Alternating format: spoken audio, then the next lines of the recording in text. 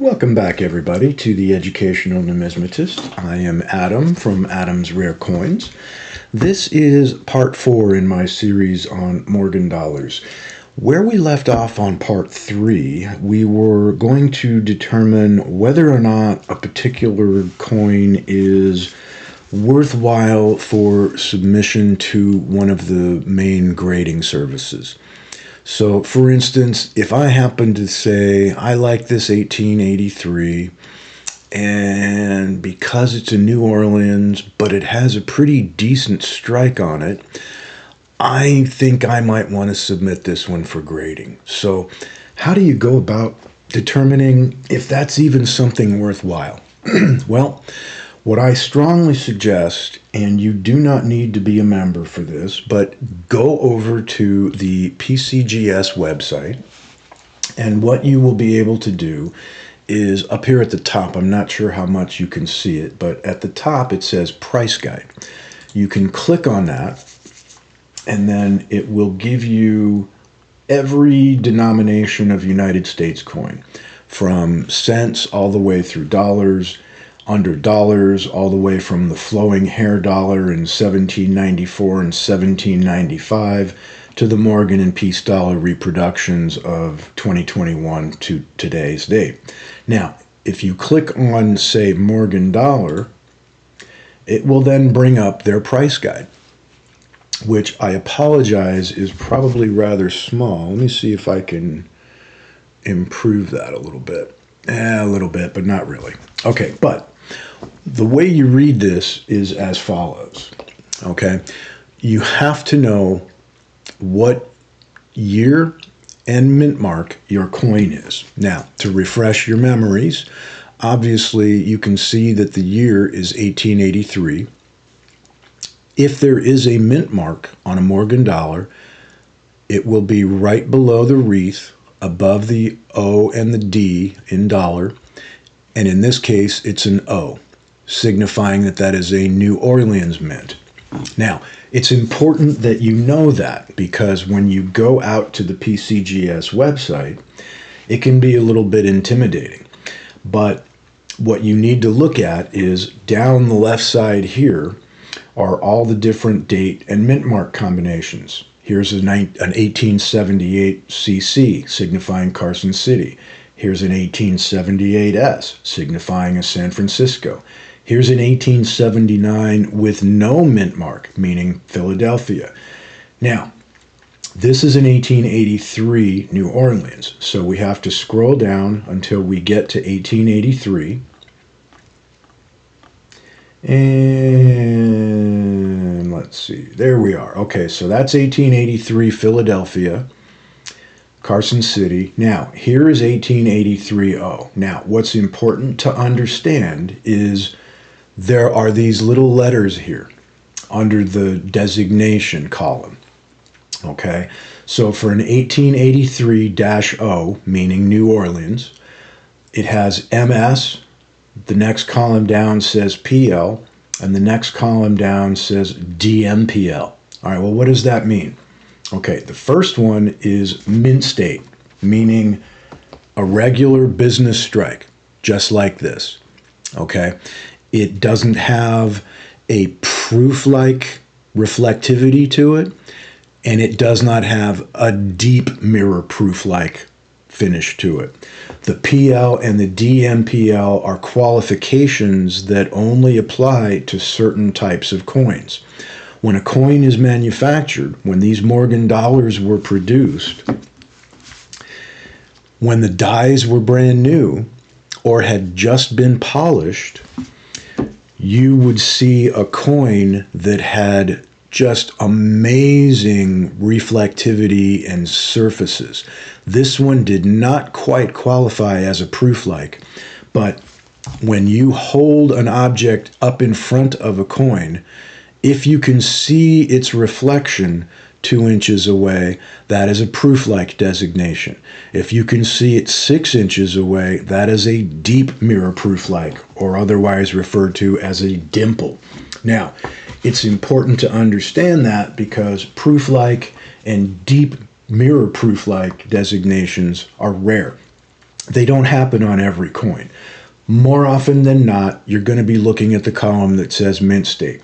So that's what we're looking at here. Now, as you go to the right, the columns across the top have numeric designations to them.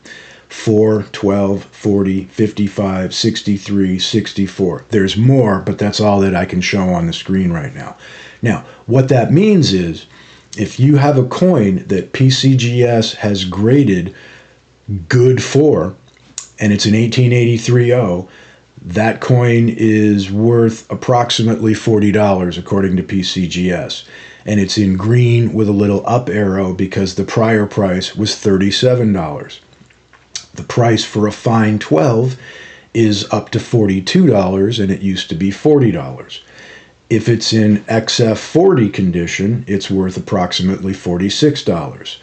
By the time you get to about uncirculated 55, you're looking at $62. Now, when you get into mint state, if you hit a mint state 63, you're looking at $90. A 64, you're looking at $115. So as you can see, the difference in price is directly dependent on what that grade is. So, coming back to the purpose of what we're trying to do, how do I figure out if this particular coin is worth submitting to grade? Well, first things first. You know what the mint mark is, you know what date it is.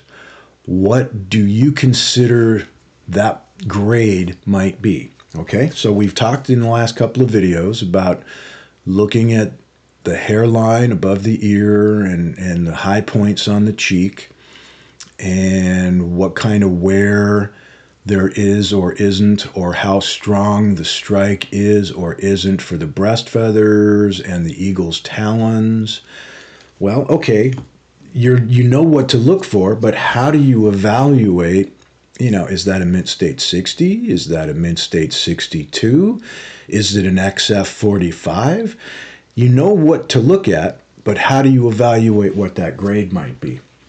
Well, here's where PCGS comes to your salvation once again, because what they have is a bunch of things, but one of the resources they have is called Coin Facts.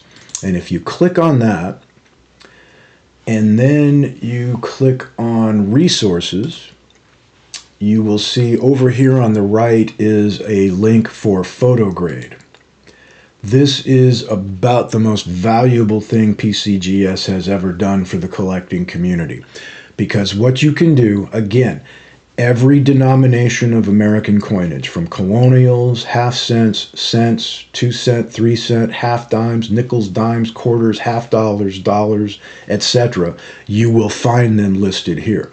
So if you click on the dollars, as we saw on the price guide, okay, which type of dollar are you looking for?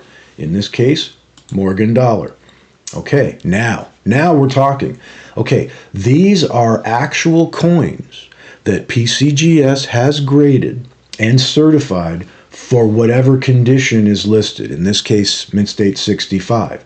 So you can actually click on that coin and see, okay, from the details on the ear, that looks okay. A little bit of damage, a few dings, a little scuffing, a little scratching, bag marks, abrasion, scuffs. Nothing out of the ordinary, as we have discussed in our prior videos. On the reverse, pretty much the same thing. You've got some abrasions, some bag marks, some impact marks, but breast feather detail looks very nice. None of the abrasions or marks are so significant that it detracts from the visual appeal of the coin. And again, this is a very nice visual comparison for any coin that you are trying to get a determination for what that grade might be. So you look at this, you say, okay, well, you know what? This 65 has a little bit more hair detail than the coin I'm looking at here. So let's go back and we can then say, all right, what would a 64 look like? All right, well, that's what a 64 looked like. Notice it's even more significant damage on the cheek and in the fields back here. A little bit less detail on the ear. So that kind of is approaching the coin we're looking at, in my opinion. This is a 63, which may actually be even better as far as the detail level on the ear, but you've got to also look at, now you're beginning to see a lot more significant abrasions and marks, some of which are beginning to detract from the visual appeal of the coin a little bit. When you get into a 62, you're looking at a coin that has been put through the ringer. I mean, you've got multiple strikes here from being hit by other coins, multiple scrapes, scratches, abrasions, rubbing, all kinds of things. There's a little gouge mark up here. But again, that isn't wear. That does not signify a coin that has been in circulation. It signifies a coin that has been in a bag with a bunch of other coins and has paid a hell of a price for it. You get to a 61, more of the same, but even more so. Deeper gouges, more of them, more visually apparent. Level of detail in the hairline has decreased. You get down to a mint state 60, you've got a coin with significant damage out in the field, in front of her face, scratches, rubs, all kinds of dings, marks on her cheek, definitely take away from the attractiveness. But again, notice there is still a fair level of detail in the hairline. Again, none of these things signify wear. Now, by the time you get into the about uncirculateds, now you're looking at significantly more wear. That's an XF45. Now, how do you tell an uncirculated from a circulated coin? Look at how much wear there is on all of the other high points of the coin. It isn't just the ear and the area above the ear, which you can see has become somewhat flattened out and devoid of detail, but even down here, in these parts of the hairline, there is very little detail left. You've got all kinds of other marks and significant abrasions, but significantly, notice the lack of mint luster. It's still a bright, shiny coin, but it does not have the same level of mint luster that even that beat up to death mint state 60 has. Look at the level of shiny and reflection and mint luster on a 60 compared to an XF45. And you will understand how to tell a little bit better between circulated and uncirculated coins. I actually have a couple of circulated Morgans that I've purchased for the purpose of showing them in a video. I will put up another video as soon as they come in, contrasting the circulated versus the uncirculated coins. So, what this all was getting to was, what do we believe this coin might actually grade if we submit it? So from that comparison on PhotoGrade, I personally would probably want to call this coin a 61, 62, maybe a 63. But then the issue is, okay, how do you know what it's worth? And is it worth submitting for grading? Okay, so I am going to go back to the PCGS price guide. And I'm going to, at the top here, you've got different classifications. You can say grades 1 through 20, grades 25 through 60, or grades 61 through 70. For this example, because I believe this is a mint state coin that will grade 61 or higher, I'm going to limit the grades that show across the top to grades 61 to 70. So, just like we did before, we're going to scroll down to an 1883-0. Oh, wait a minute, that's the wrong coin. There we go. Okay, so that's an 83-0. Let me find the date here. Getting close. All right, so again, You need to make sure that you are looking at an 1883-0, so you're looking at the right year and mint mark. You are looking at mint state, because that's what it is. And then you are looking across the top, 61, 62. We're able to show up to 66 across the top in this narrow view. So you can see that in a 61, we're at 80 bucks. If it hits a 62, we're at 85 bucks. At 63, we're at 90 bucks. At 64, we're at 115. 65, we're at 185. And then at 66, there's a huge jump to 475. So how do you decide whether or not this coin is worth grading? Well, you got to ask yourself a couple of questions. Number one, how confident are you that it's going to grade at whatever grade you estimate?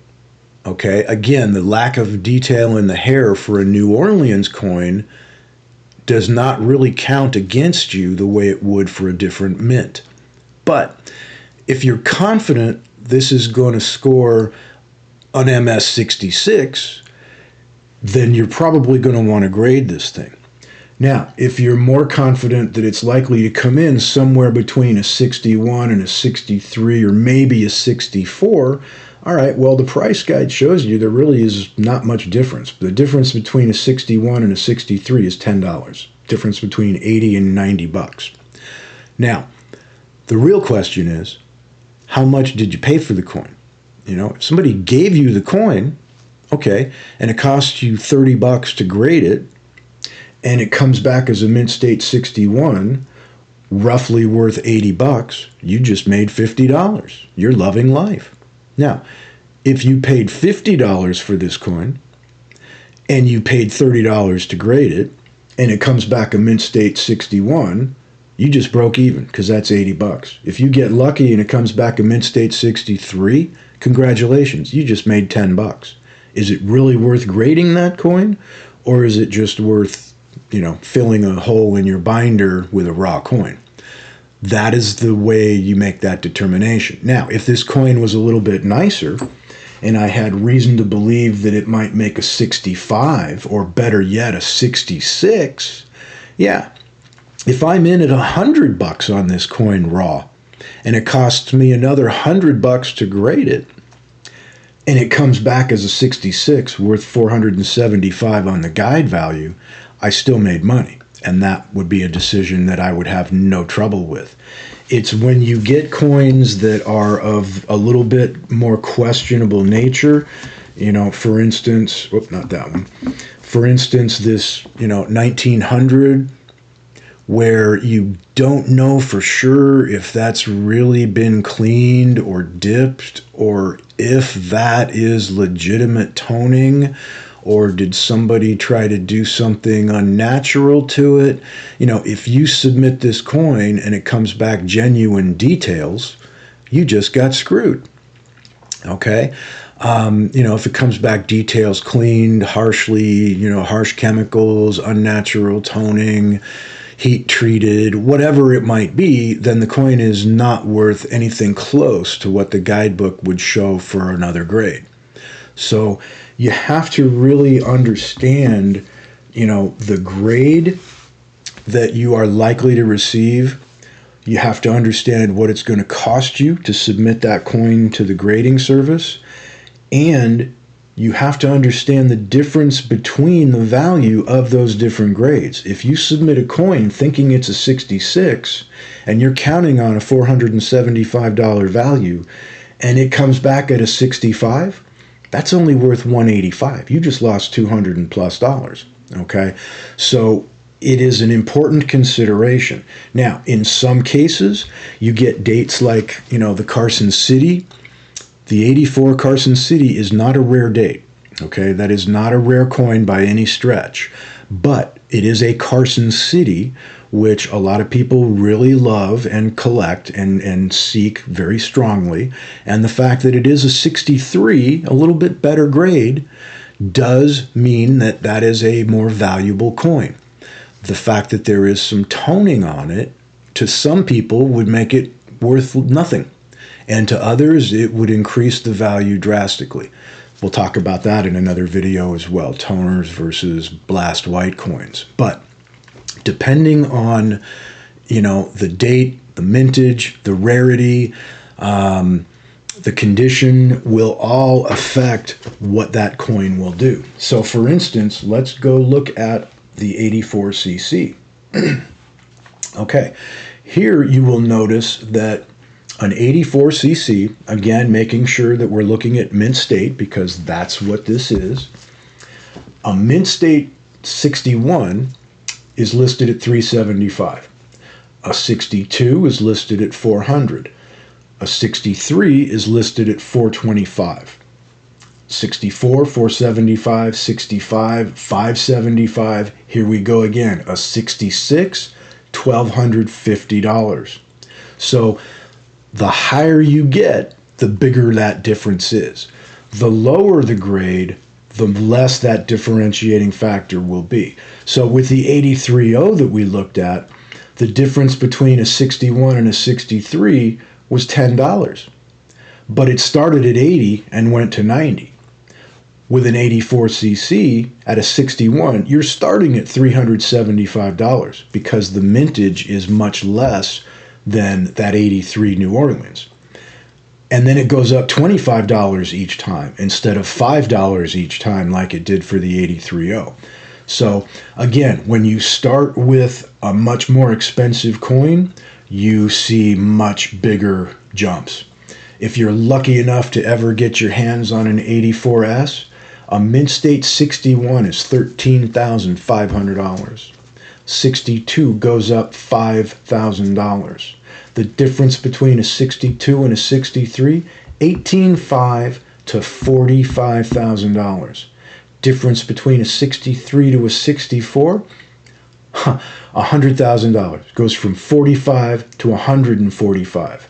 And if you get a 65, you're looking at $295,000. So that's why I tell you that the first thing you need to know, what year, what mint mark, so you can determine what is the mintage, how rare is that coin. An 84S, that's a rare-ass coin. A 93S, a rare-ass coin. A 93cc, a rare-ass coin. You will see those very expensive very quickly, no matter what grade it is. Now, the difference, you get an 1881 in a 61, those are cheap, okay? By the time they get to a 65, now you're talking money. Here's a perfect example, my 1880S in a 67. Look at this. All right. So here we are, mint state 1880S. A mint state 61 is $80. A 62 is $85. A 63 is $90. A 64 is $115. A 65, a nice jump, $185. A 66, a real nice jump to $400. Now, it doesn't show the column for 67 here, unfortunately, but I can tell you that it's $1,100. It goes from $400 to $1,100. Why is that? Because there are not that many mint state 67 coins. Out of probably 8 or 9 million coins minted in San Francisco in 1880, less than 3,000 of them have a PCGS designation of mint state 67. At a 66, there's over 12,000. At a 65, there's probably over 45,000. So as you can see, it makes a huge difference. So if you have a coin that looks like this with very few marks, abrasions, no wear, very few marks or rubs or anything to detract from it, you know that is a high-end grade coin. Well, yeah, you can confidently submit that. But again, the difference between a 66 and a 67, it's $700. If I submit this thinking it's a 67 at $1,100 value, and they hit me with one grade lower, that coin is only worth $400.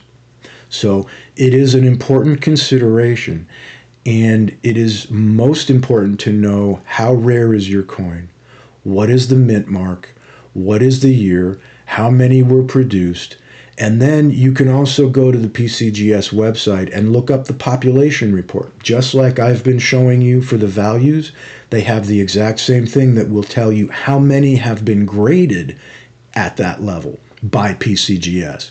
So that will also give you an indication of why the more expensive coins are that expensive. It is because they are that much more scarce. That is what is meant by condition rarity. This same coin in a mint state 65 is worth $185. By the time you get to mint state 67, that's $1,100. Huge difference. If there was a 68, I don't even want to know what that's worth. A 69, same thing, because those numbers are going to be off the charts, six-figure values, maybe even seven-figure, because they just do not exist. It is just too rare to find a coin that just looks that nice, that has so few issues with it that PCGS is willing to hit it with a 67. So, hopefully that helps you learn a little bit more about what are the considerations to make when evaluating your own raw coin for whether or not you want to submit it to a grading service. And if you do, some of the things you want to look for and take into consideration. So I hope this has been helpful. If it has, please do me a huge solid and subscribe to the channel and pound the like button. I would really appreciate it. You are helping me grow the channel, and it helps me get the next one going. So the next video will be trying to, compare and contrast some of the pros and cons of the different grading services. So, again, thank you very much for tuning in. This is Adam's Rare Coins, the Educational Numismatist. Thank you for tuning in, and I will see you again next time.